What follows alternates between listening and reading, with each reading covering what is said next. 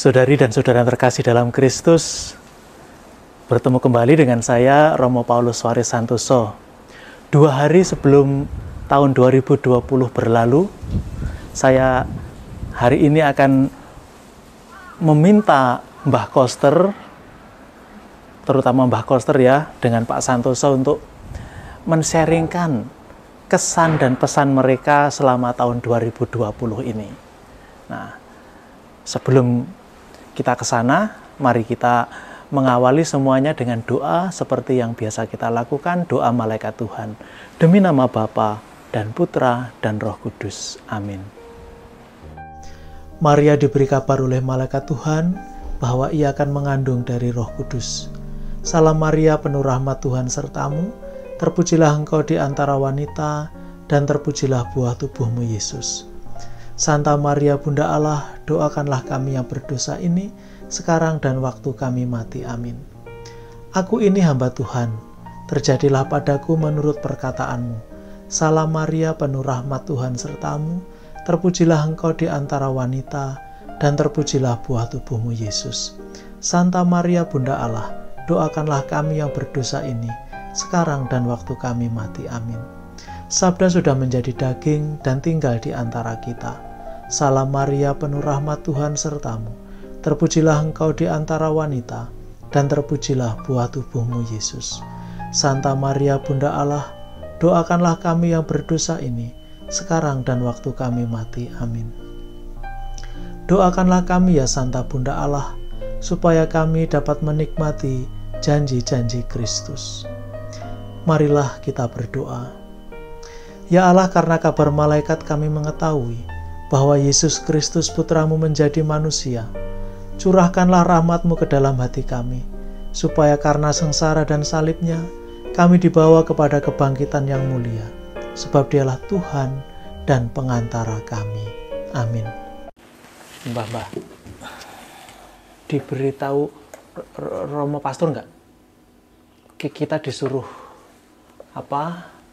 membuat pesan atau kesan selama tahun 2020 ini. Kemarin kan Romo Pastor minta Om Tompel dengan Bang Ucok gitu. Sebetulnya buat apa sih harus membuat kesan-kesan? Atau ceritalah Mbah, dari tadi kok sepertinya diam saja, sibuk saja.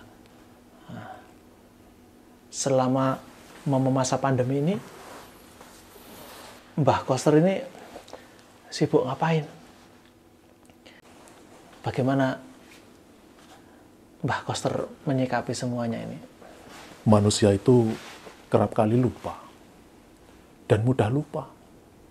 Orang mengira bahwa kalau dia mengalami kesusahan, maka kesusahannya lah yang paling besar. Kalau dia mengalami kebahagiaan, kebahagiaannya lah yang paling besar. Orang itu gampang lupa. Dan bukan hanya gampang lupa, tetapi tidak mau belajar dan mencoba mencari tahu apa yang pernah terjadi untuk bahan pembelajaran. Sekarang kita menghadapi pandemi. Lalu orang mengatakan bahwa zaman inilah zaman yang paling sulit, di mana semua orang menghadapi kesulitan bencana virus ini. Tapi cobalah mundur sejenak ya. Kalau misalnya kita ini lahir tahun 1900 gitu. Katakanlah itu aja. Apa yang terjadi? Kalau kita lahir tahun itu, maka ketika kita usia 17 tahun atau 18 tahun, kita ini akan mengalami yang namanya Perang Dunia Pertama. Lalu kemudian selang beberapa tahun ada yang namanya wabah flu Spanyol. Tahu nggak berapa yang meninggal waktu itu? jutaan orang meninggal. Puluhan juta meninggal. Sekarang berapa toh yang mati? Sampai 1 juta? Sampai 10 juta? Mungkin belum sampai.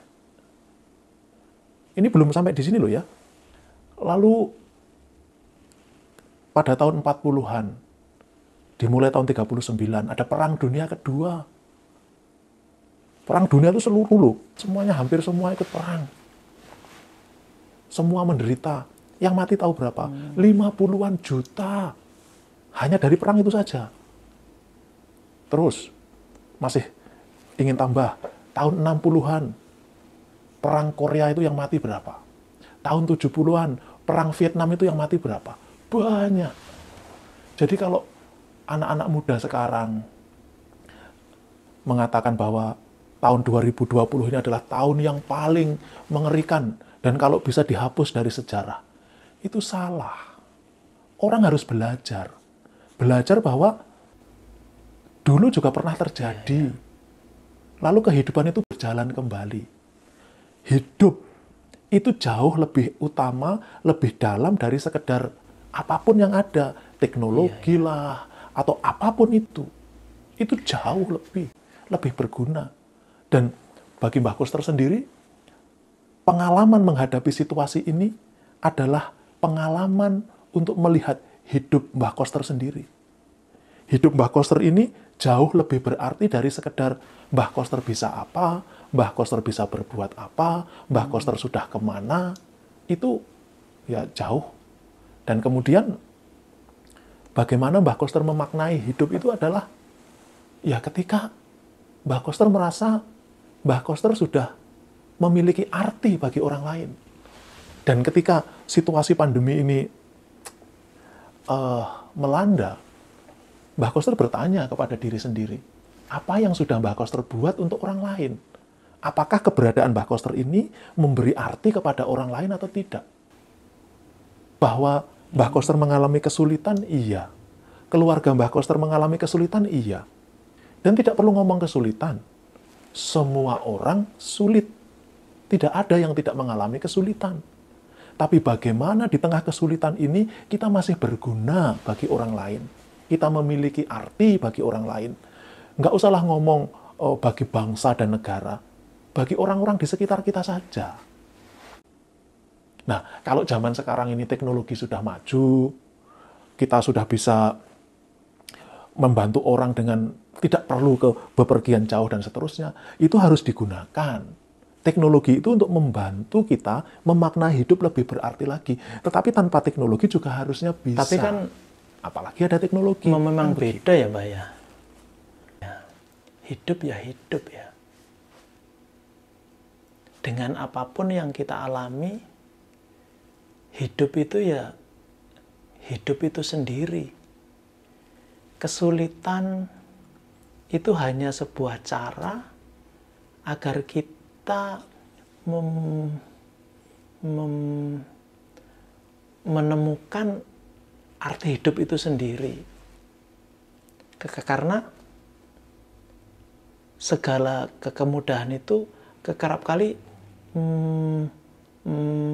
membuat kita lupa arti hidup itu sendiri.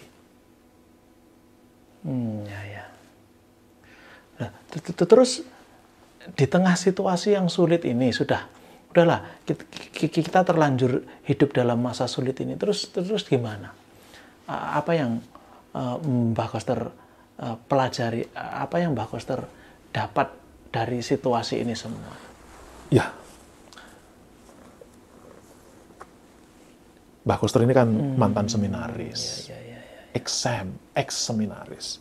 Dulu waktu di seminari itu ya belajar bahasa banyak yang lupa. Tapi ya tidak apa-apa. Ada yang masih nyantol ya Mbah Koster pakai untuk baca-baca. Ini Mbah Koster baca ini. Living with Thorns, a Biblical Survival Guide. Jadi tahun 2020 ini kan tahun sulit. Tadi kan Mbah Koster sudah bercerita bagaimana dulu juga ada kesulitan-kesulitan ini. Dan secara pribadi, bagaimana kita bisa bertahan, bagaimana kita bisa hidup berdampingan dengan Mas COVID ini. Sekarang kan banyak negara-negara yang maju sudah berusaha mencari obatnya, mencari vaksin itu kan. Ya, tetapi itu kan hanya satu cara. Apakah kalau vaksinnya ditemukan lalu penyakitnya tiba-tiba hilang? Ya enggak. Enggak. Kita ini harus belajar. Contohnya lah flu. Lah, sederhana kan. Apakah flu bisa dimusnahkan? Enggak. Apakah vaksin flu itu ditemukan? Iya, sudah.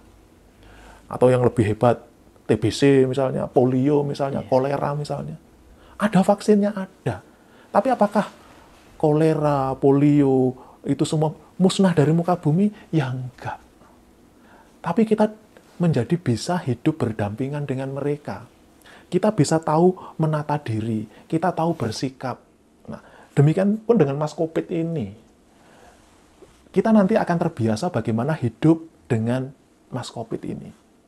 Kita menjadi terbiasa hidup bersih lagi, menjaga diri lagi, untuk tidak mudah ya banyak hal itulah yang kita pelajari selama ini. Dan itu seperti ini, kesulitan, situasi yang nggak enak, itu akan tetap ada. Dan kita tidak bisa menyingkirkan semuanya. Enggak. Dan yang paling mudah yang bisa kita lakukan itu adalah hidup berdampingan. Masing-masing mengenal dirinya sendiri. Mengenal kelemahannya, mengenal kelebihannya. Kelemahan itu yang nanti untuk dihindari. Jadi orang kalau mengenal dirinya, jadi bisa hidup bersama duri-duri yang ada di dalam hidupnya itu.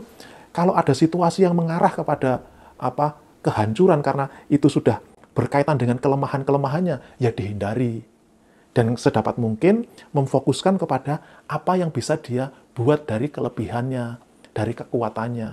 Dan masa-masa seperti ini masa yang baik untuk menemukan diri.